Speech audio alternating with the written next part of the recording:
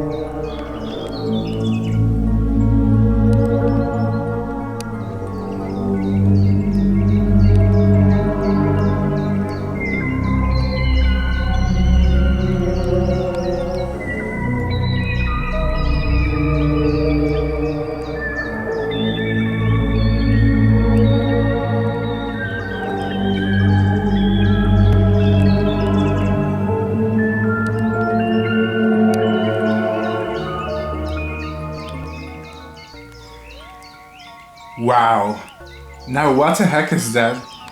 Have you ever seen a caterpillar like this before? Its shape and form are certainly quite odd, don't you think? Even crazier, this species is capable of spitting acid. Be careful. Well, today I'm going to tell you more about them. This is the caterpillar of the Puss Moth. And today I'm going to show you how I raised them in captivity as pets. You are in my series MothCycles. Let's start the intro.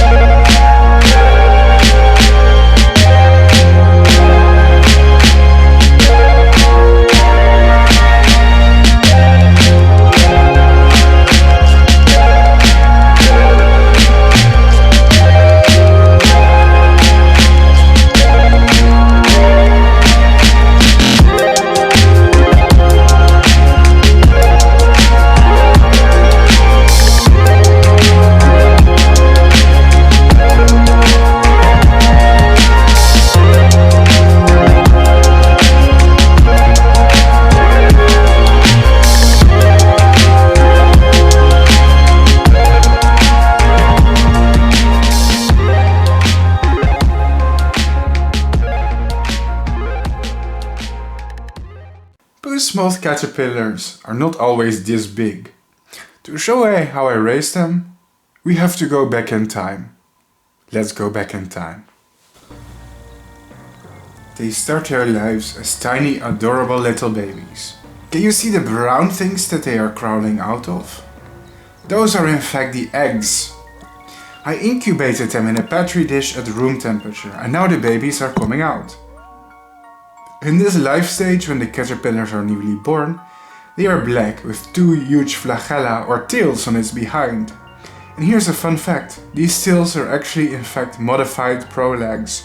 What you can do with the babies is pick them up using a paintbrush or a soft kind of stick that doesn't squish them and place them in a box with food.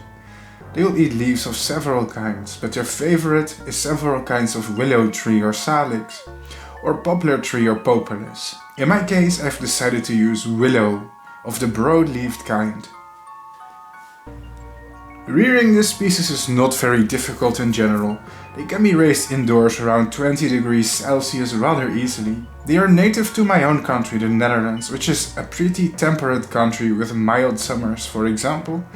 They are tolerant to cooler temperatures and both humid and dry conditions, although they prefer it to be slightly on the humid side.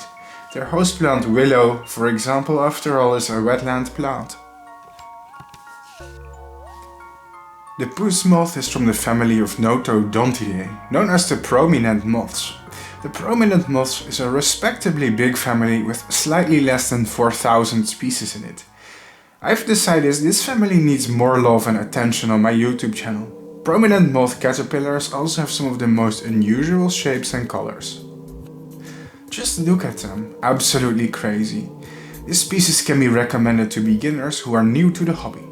They are easy and very forgiving. The only downside to this species is that it takes a lot of patience before they turn into moths, since their cocoons hibernate until the next spring. One thing that's really cool is that if they're being harassed, they can protrude whip-like glands from their tails to make them look even bigger and more threatening. These caterpillars often bite holes in the leaves instead of chewing from the side of the leaf. An interesting feeding pattern indeed.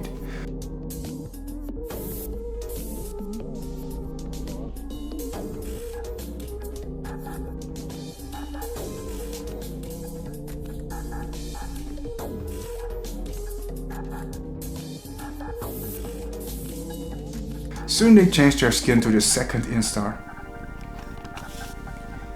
This is what the second instar looks like. Not radically different, but we see the first little bit of color. Not much though. Even in this life stage it's perfectly acceptable to rear them in boxes. But sleeving or a cage are also perfectly good. The appendages near their head always makes it look as if they're rearing cat ears to me. Meow! Oh, sorry for that. Now you're probably curious about how I raise these. I use several methods. Method 1 is inside an empty flower vase with willow inside of it, covered with netting for ventilation. Why not? It works. Method 2 is just putting them inside a cage as soon as they are born. It works as well. Method 3 is in plastic boxes. And guess what? It also works. Anything works. It seems like every method is easy for this species. I'm raising multiple groups of them at once, that's why the video may seem a little bit convoluted.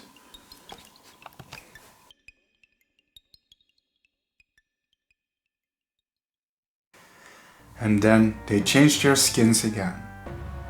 This is instar number 3, the third life stage. Wow, they look so different now. But what is this caterpillar doing? Fun fact, this caterpillar is eating its old skin. Yes, after shedding their skins to the next life stage, some caterpillars consume their old skin. Maybe that's because it contains a lot of nutrients, like chitin, which they need to produce a new and stronger cuticle. May as well recycle those precious resources. Not all species of caterpillars eat their old skins, but a big number of them do. Now they are starting to look a little bit more cool and more unusual, with green color on their cuticle. Despite their old shape, they are actually camouflaged pretty nicely and blend into the vegetation. It has always been fascinating to me how caterpillars can gradually change color with size. It can tell us a lot of information about what color of camouflage is appropriate for what body size of insect. But before you know it, once again the animals will prepare to shed their skins to the next life stage. Are you ready? Here is instar number 4. It looks almost exactly like instar number 3, just a lot bigger. Now they're starting to accumulate some decent body size, however. I was glad that they are growing well, especially because many of my fans have requested me to do a MothCycles episode about this species. It took me a long time to do that, however. This web series you're watching right now called MothCycles is very intense because it requires me to film and document one species intensively every few days. And because of that I can only make a few episodes per year. I promise that someday I will make MothCycles episodes of many fan favorites, like the Spanish moon moth, the Atlas moth and even the Hercules moth someday. But it will probably take me many years to film and breed all of them. It's going to happen eventually someday though, I promise that. Maybe not this year or the next one, but I'm young and I'm devoting my life to this. I will breed every cool species in my lifetime. Are you ready for the final instar? Now it gets crazy. Wow, these are insane, are they not? Let me tell you some more facts about the Puss Moth. It has a huge distribution and is even found in North Africa and even China. The moth is a Palearctic realm species and lives more or less through all of Europe. This moth mostly lives in very dense woodland areas, especially with humid soils, considering their host plant poplar, tree and willow are usually water-loving plants. They have one generation a year, which means that yes, the cocoons must hibernate at a cold temperature before they turn into moths. The larvae have quite an appetite, and adequate and fresh food must be provided regularly for a successful breeding. If the animals are poked or disturbed, they will protrude their whip-like appendages on their behinds in order to intimidate the perceived threat. Very cool and bizarre behavior. Did you know their tails are actually modified legs? They are modified pro legs that evolved into these weird appendages. That they can move and wiggle, and it may confuse predators, but also convince them to attack the tails instead of the caterpillar's head, diverting the attacks to a perhaps less lethal part of the body. Don't worry about me harassing them though, it really doesn't hurt them, at the very least. They have some temporary stress in favor of providing them for all their needs in captivity. No caterpillars were harmed in the process.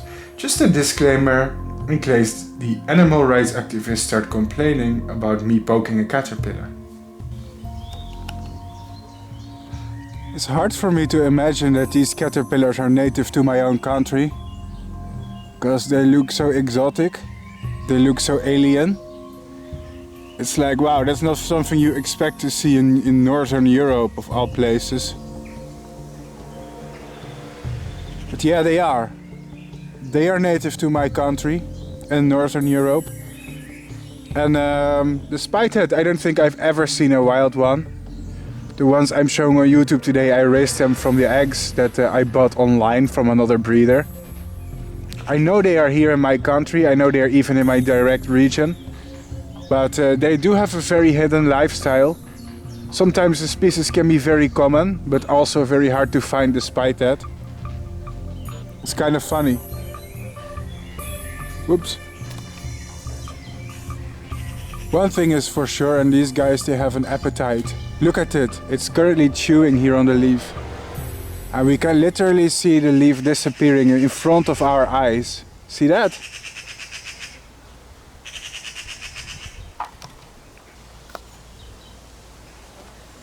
Damn, what a crazy species. But also, damn, what a beautiful species. And what a cool species. Nom nom nom. Hope you're enjoying your dinner, my dude.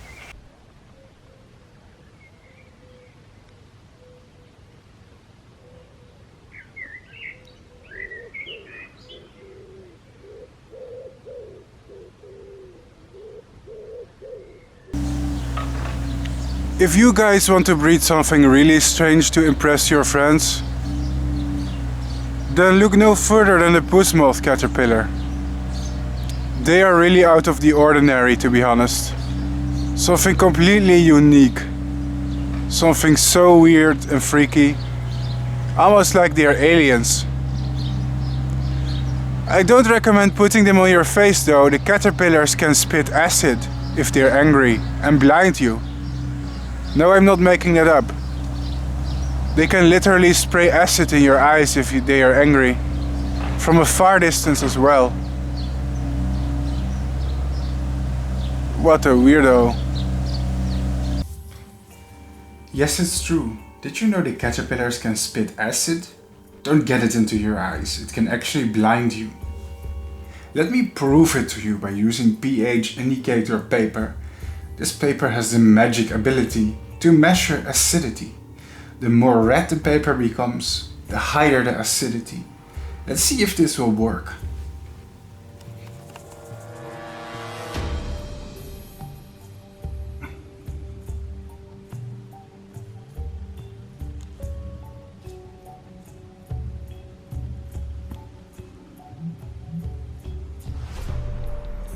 Oh my god. Oh my god. Wow. Don't worry, the caterpillar is not hurt. For those of you who think they spit out the acid, you're wrong. They're actually shooting it from a gland that is hidden below their face, more or less in their neck, or the caterpillar equivalent of it. The acid expelled is formic acid, the same type of acid that ants can spray in some occasions, and other insects too. If you get this into your eyes, it can actually temporarily blind you. So please do be careful when harassing these caterpillars.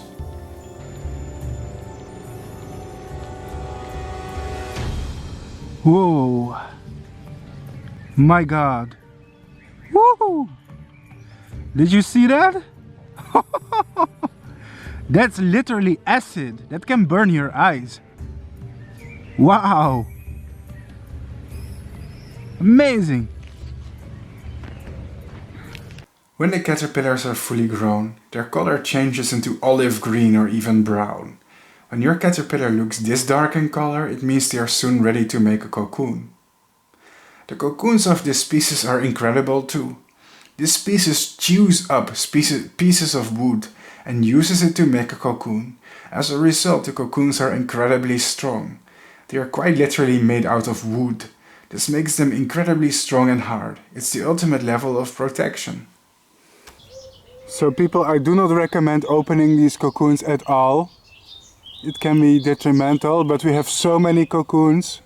I can show you one inside. See this? Part of the wood here is just gone. The caterpillar has chewed it up. See that? So I opened this one for educational purposes. The caterpillar is still going to pupate fine, because he's in captivity and there's not going to be predators. In the wild he would probably not survive. But do you see that? How this part of the wood is just gone. It used his jaws to chew this, to literally eat this part of the wood and construct this wooden shell. It's pretty neat. It's pretty amazing.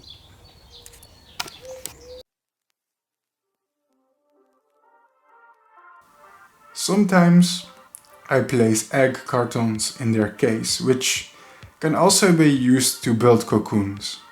Here is one caterpillar that interestingly made a cocoon out of cardboard instead of wood. In the wild they use tree bark. To collect the cocoons, just use scissors to cut them off the branches.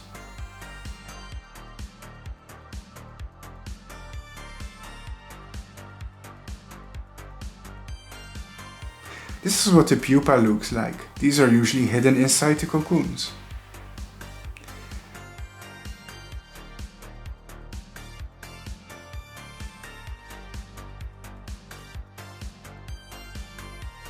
Ladies and gentlemen, it's time to prepare our cocoons for winter. Now, let's have a look at some of the cocoons I've reared this year. Some of them are from another batch that I raised before I filmed the video. But let's take a look at these cocoons, because they are really interesting. They are really hard and almost integrated into the wood. Can you see that?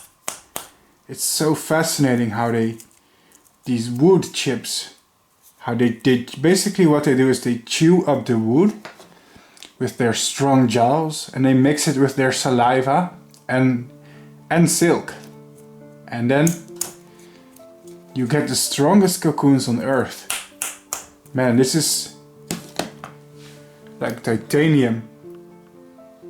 I imagine a hungry mouse or a rat or a bird has no way of getting into these cocoons. They are really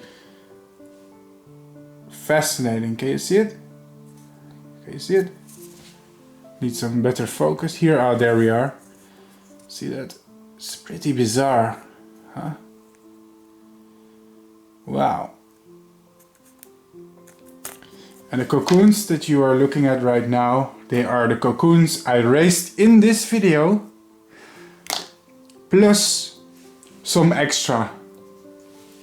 The extra cocoons, I raised them behind the scenes because I don't film all the caterpillars I raise, alright?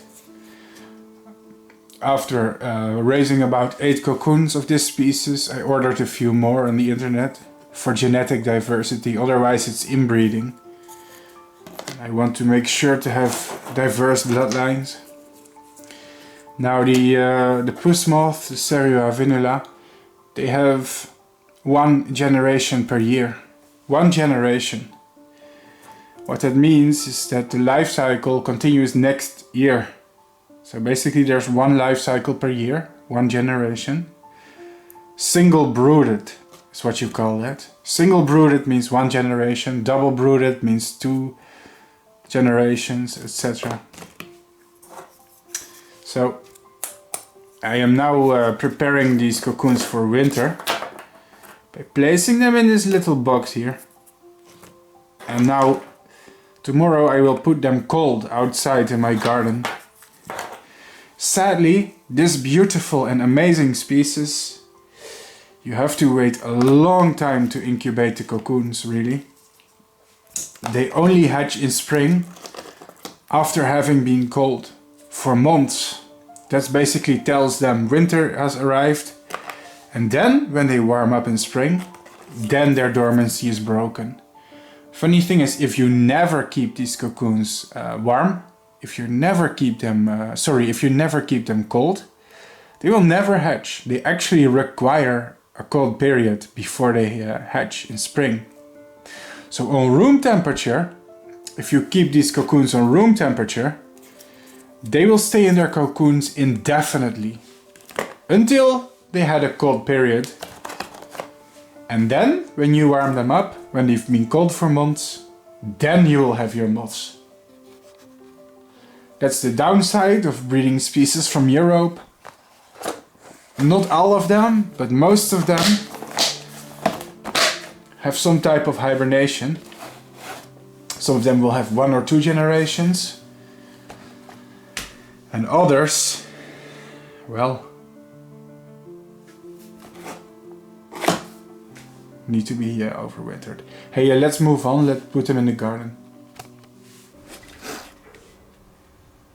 Ladies and gentlemen, we are outdoors in my garden right now. The month is November and it's a gentle temperature of 40.5 degrees Celsius, which is relatively cold, but for this time of the year it's actually warm. I remember a few years ago in November it was already around 5 degrees Celsius, sometimes near the freezing point. I know, yada yada, climate change. Oh, I don't make a mockery of climate change, by the way. I am an environmentalist and climate change caused by humans is real. Don't ever forget me making fun of the situation for the fact that I deny it. I am not a science denier. Oops, probably ruined my video here for a few people, but I don't care. Here's the pupa of the Puss Moth. I have them here in my container. There you go. And the hibernation is basically, it already started. I'm so fascinated by how these pupae are made of wood, it's incredible. Yeah, this is a bit warm, but I'm just gonna put them literally here outdoors until spring. This container will be enough for them, really. I just have to keep it a little bit dry and sheltered from the rain. And make sure stuff like hungry mice don't break into the container to eat the pupa. And they will last. It's a species, this is a species native to my country, don't forget. My advice is, if you breed a native species, follow the native temperatures. This species, I can literally find them in the forest close to my house, alright? So, this environment's already perfect. Maybe they need some protection against the elements a little bit. But yeah, it's a native one. It's funny because I breed so many exotic species on my channel. It's funny to have an exception. Species from my country can be pretty cool as well. So yeah, the hibernation of the Puss Moth. it's about to begin. The whole life cycle here lasts about a year. 1 year, yeah, it's true. I'm pretty dedicated as a YouTuber, because some of these life cycle videos, they take a year to produce. Nobody will ever give me credit for that, so I take the credit myself here on camera. Because it's important for you guys to realize the tremendous effort I'm making here. I mean, I'm filming for a year for a few thousand views. That's pretty crazy, don't you think? Okay, that's it. Well, guess what? It was a long and cold winter, sadly. We even had a lot of snow, which is getting rare in the Netherlands nowadays due to climate change. Winter is a boring time for my hobby, since many species must hibernate. Usually that means I get a break from breeding moths. Alright, ladies and gentlemen. Alright, ladies and gentlemen. Some of you have asked me how these Puss Moths are doing. And they're still out here in my garden, even in freezing temperatures. Take a look. Oof, the container is a bit frozen. There you go. See? Puss Moths in the snow. And some of you may wonder, is this good for them? How the heck do these animals survive this? Well, the answer to that question is the fact that they hibernate in the wild and can stand very low temperatures. It's natural to them. In fact, the lower the temperatures, the less energy these animals use, since they are cold-blooded. Low ambient temperatures means a low metabolism. In fact, to some degree, the cold is an advantage to them. So here is my advice if you overwinter species from Europe. Don't worry about the cold. It's easier to put them too warm than too cold. It's not a joke. See, obviously it's full of snow here in winter, but the insects, they love it. This is their native temperature. Last but not least, I hope you guys appreciate the fact some of my videos take over a year to produce, like this one. The filming of the life cycle of this insect takes from spring to summer, to autumn, to winter, and then to the next spring and summer. I'm really out here producing videos that take over a year to produce, just for your entertainment and for a few thousand views. I just hope you appreciate that fact. Not many people think about it. They say, oh, YouTube is an easy job, you just have to make videos. Well, it depends what kind of content you make. In my case, I have a lot of dedication to this kind of stuff. Yeah, let's go inside, it's getting cold, man. And let's wait for spring. And now we wait for spring. For me, it's like 8 months of waiting. For you, it's just a few seconds. Guess what? Spring has arrived. Finally. That means that now it's time to take the cocoons out of hibernation and into room temperature. And then finally, after almost a year, we get to see the moths that we have raised.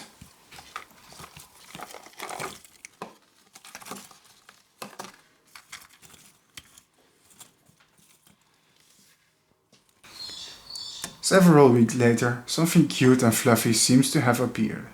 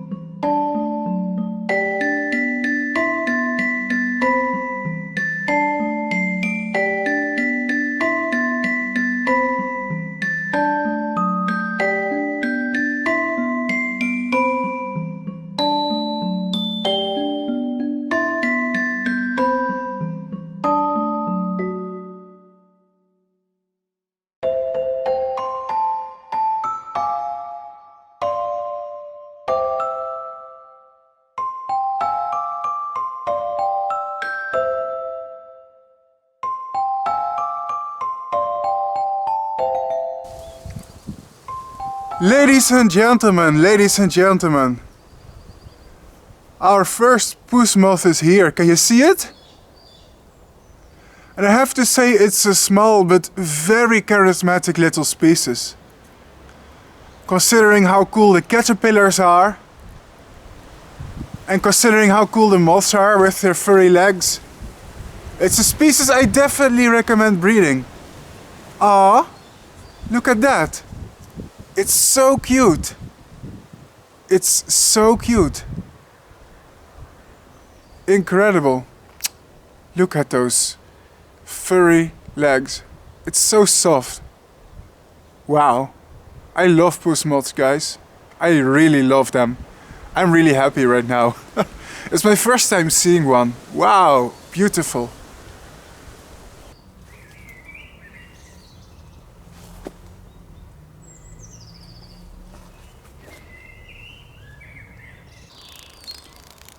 Alright people, here are some of my moths.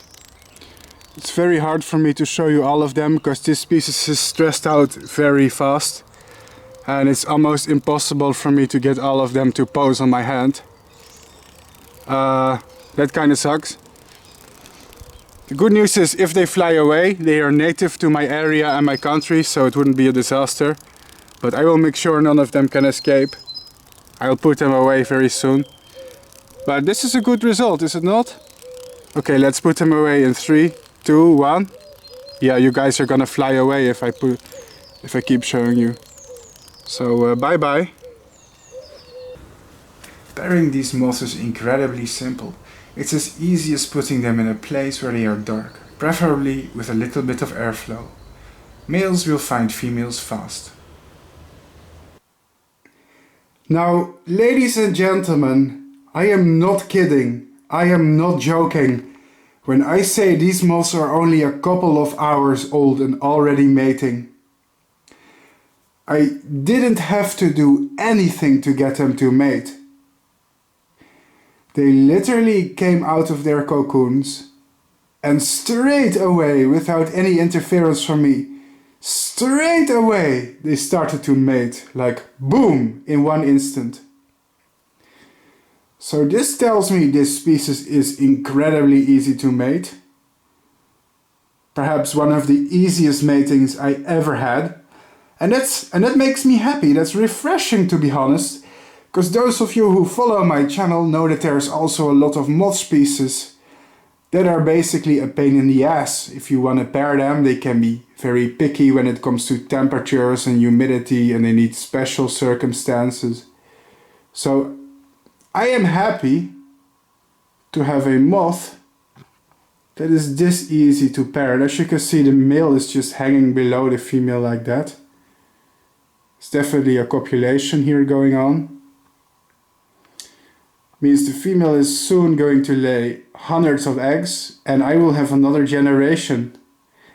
And these guys only have one generation a year, so I will enjoy looking at them now, but the next time I see them is once again a year later. Is that not crazy? I think it's crazy. This species has stolen my heart. It is so beautiful, it is so hairy, it's so fluffy. And look at those golden wing veins, those yellow golden wing veins. Wow, and the zigzag pattern, they are really amazing. Let's put these guys back so they can make generation number 2.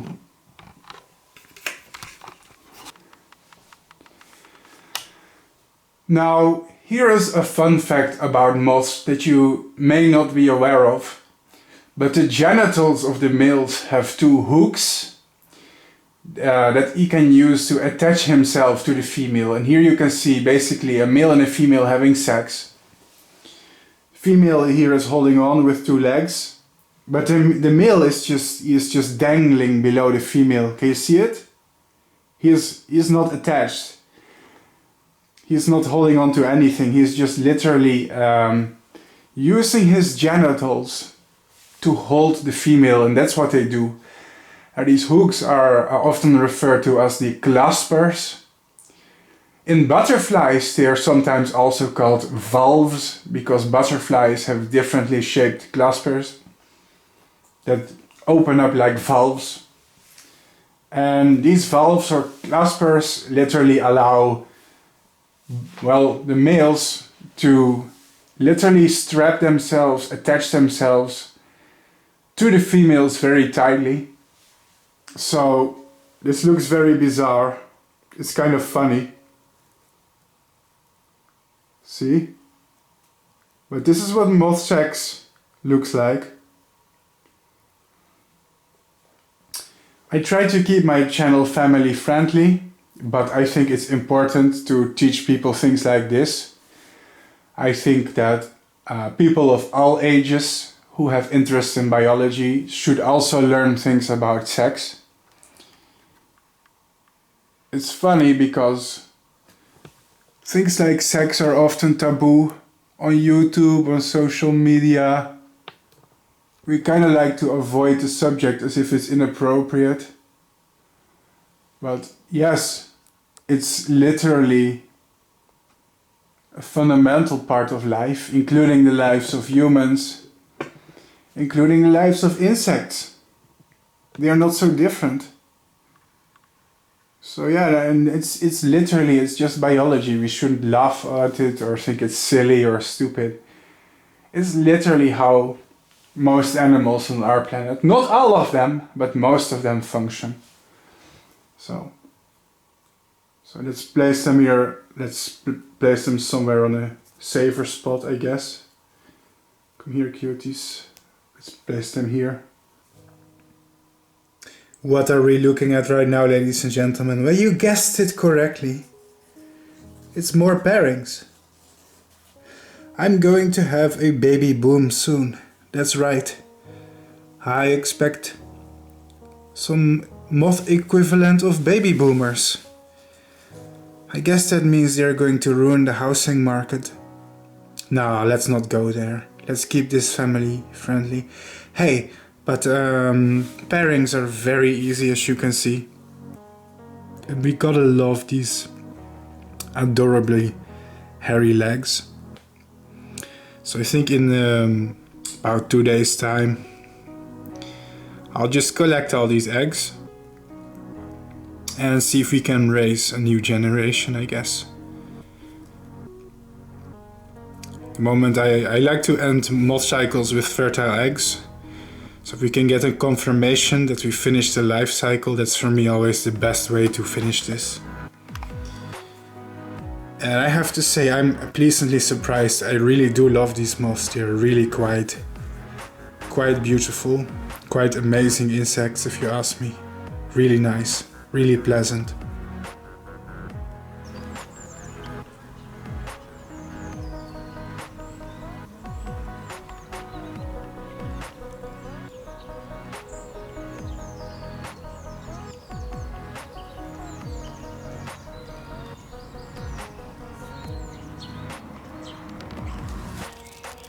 The life cycle of these amazing moths is far from over, but I feel like we're starting to get there.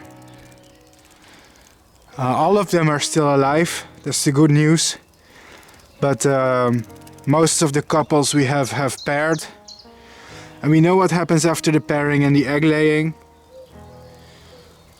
The moths will tend to get old at some point, and that's when they will die. Sounds sad, but it's the circle of life. It's actually exactly what we humans tend to do, just in a longer time span, really. So they're not that different from us humans, you know. We also reproduce and die, if you think about it.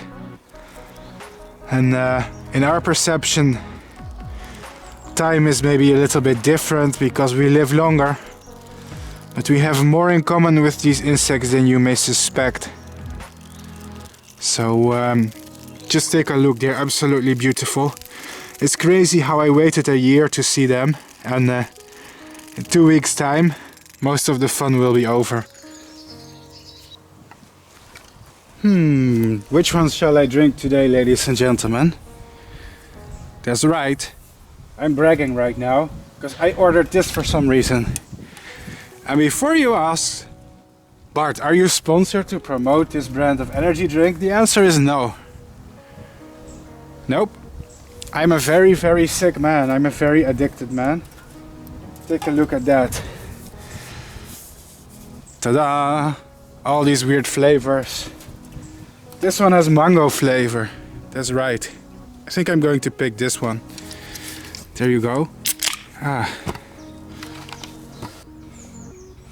In case I look different right now, I had my hair cut. Okay, it was about time. It still looks horrible. I did it myself. We're in a pandemic, so I don't have the time to go to a barber. Let's see what this one tastes like.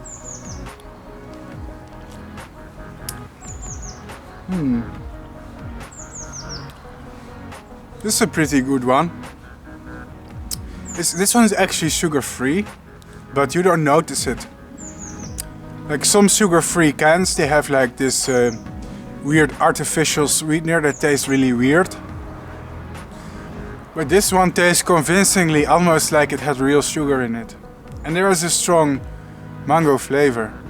I approve. It's a good one. But let's not get distracted here. I don't know why I'm doing this. It's completely unrelated to the moths. I guess I just feel like being weird. So, these two just came out. These two here, let me show you. Another male, another female. See? So the good news is, even today, these moths are still coming out of their cocoons every day. Every day I still have new specimens that I can pair. So I'm happy with that. Some of the old ones have already started to die, but I guess I can keep having more pairings.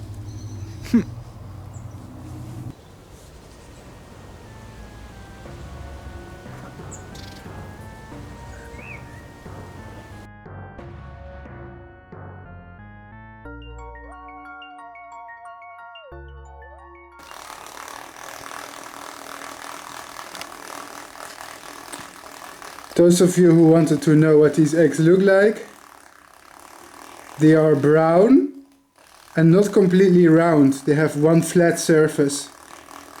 It's the flat surface that is glued against the bark of a tree.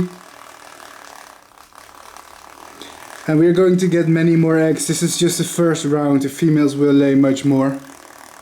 If you're wondering what that sound on the background is, it's some of the moths, I guess, trying to fly here in their cage. They're being really active right now.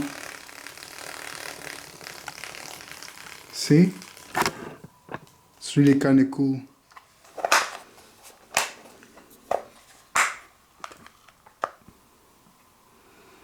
The females will randomly lay a lot of eggs. These eggs can be incubated at room temperature quite easily. 2 weeks later the babies are hatching. Eggs can be incubated in a plastic container or a petri dish. No air holes are necessary, they will do fine. After you have your babies, use a paintbrush or a stick or something soft to pick them up. Place them in a container with poplar tree or willow leaf and the life history will start all over again. From eggs to caterpillars to cocoons to moths to caterpillars. I think we are done here, ladies and gentlemen. Since the life cycle is now complete, there is no reason to continue the video, it will just be another generation. Let's go to the educational part. And the moths, they are mostly dead or dying. Since they cannot eat, they only live for about a week before running out of energy. Life cycle completed.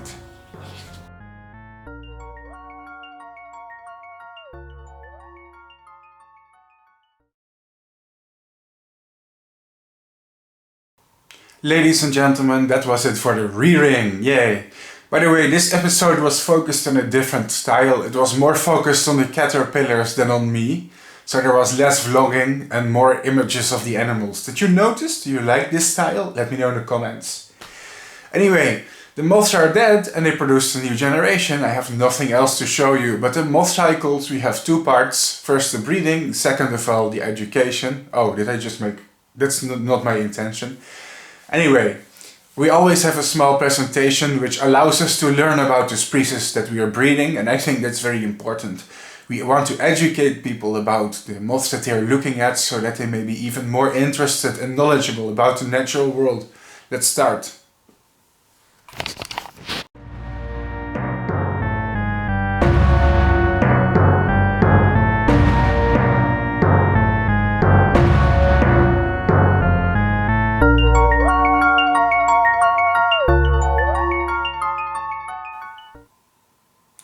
Cerura vinula, the Puss Moth. Yes, ladies and gentlemen, and anything in between. This is a species I had many requests for, so I hope you enjoyed my attempt. Let's talk about this species and what makes them interesting.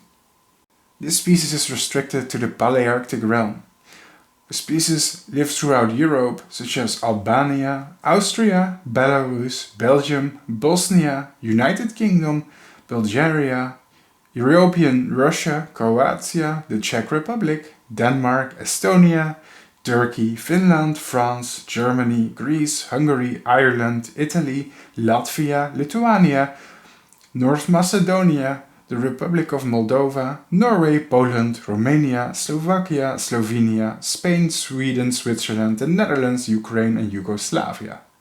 And across temperate Asia, all the way to China and even in North Africa. A huge distribution overall. Please note that the picture you are looking at right now is a picture of the Palearctic realm and not a picture of the actual range distribution of this species. Although it more or less aligns, this image should not be used to pinpoint their distribution. For example, this species does not live in Japan as far as I know, despite Japan being included in this picture, as it is part of the Palearctic realm. It more or less broadly depicts their distribution instead of more in a detailed fashion, and it's more to familiarize my audience with what the word Palearctic means. The habitat of this species is mostly woodland, but it can also be dunes and river edges. What's interesting is that the species appears to prefer younger trees, less than 2 meters in height, instead of old growth. And for this reason they are often found in places where the vegetation is in a state of succession. Young sprouting poplars and willows. If you ever want to find this species, look in forest edges or young small trees. Their host plants, poplar and willow, do prefer more humid soils most of the time.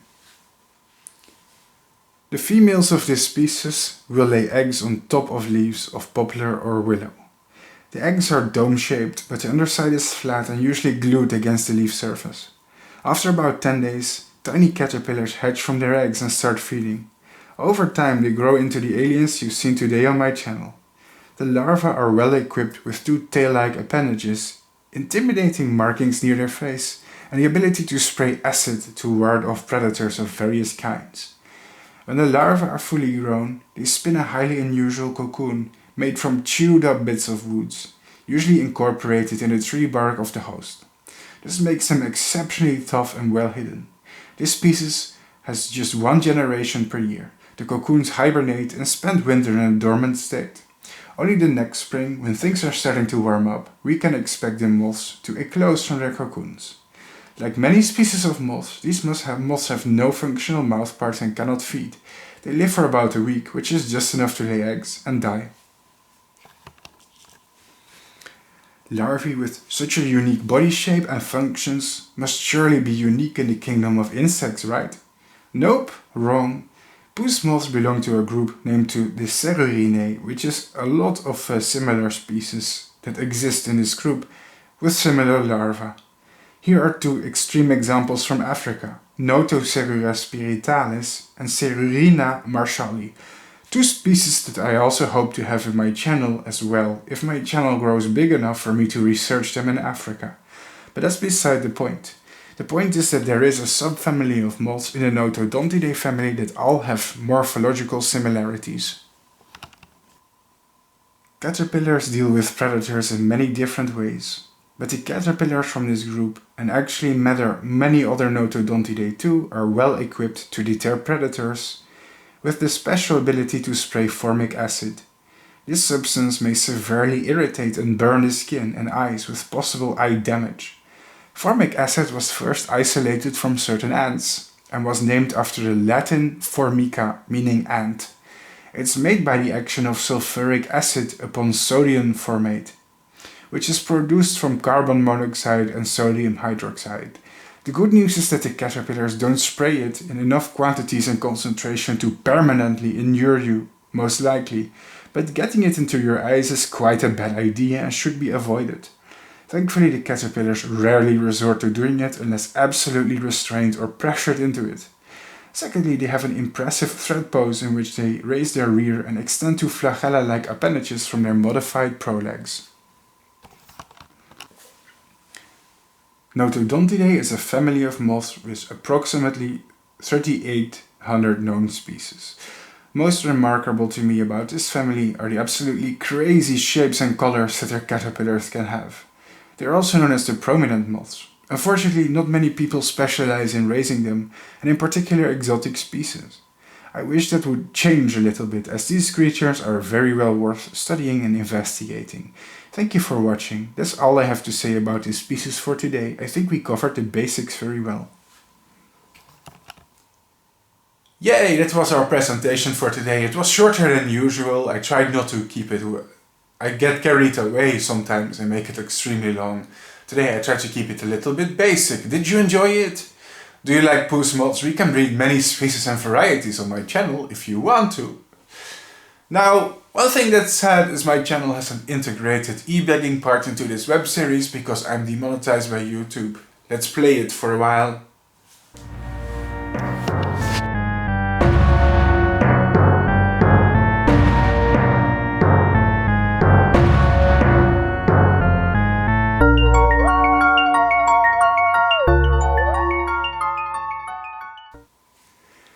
This channel cannot continue without adequate support from my viewers. I am demonetized by YouTube entirely and completely, and despite my videos taking over a year to produce in some instances, YouTube doesn't pay me a single dollar for these videos.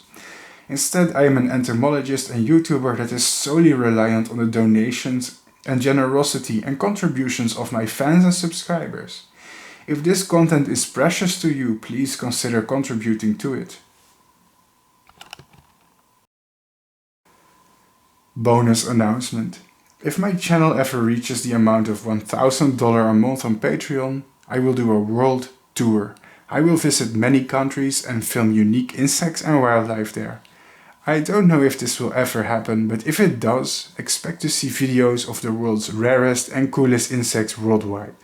YouTube has completely demonetized my channel, so it's impossible for me to do this alone, unless we do it together with my fans.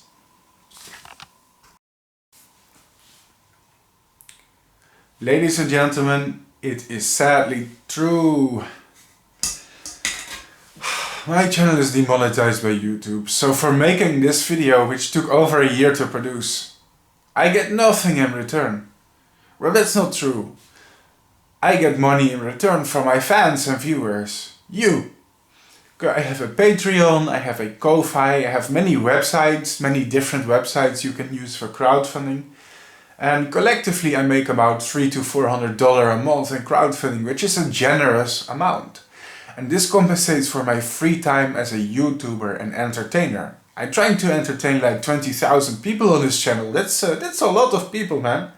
And a lot of time goes into these videos. So if you like the show, consider donating or subscribing to our Patreon. It really helps. The bigger the budget for my show, the cooler the videos are that I can make and the more videos I can make. It's that simple. With a crazy budget, I can make crazy videos. Let's go.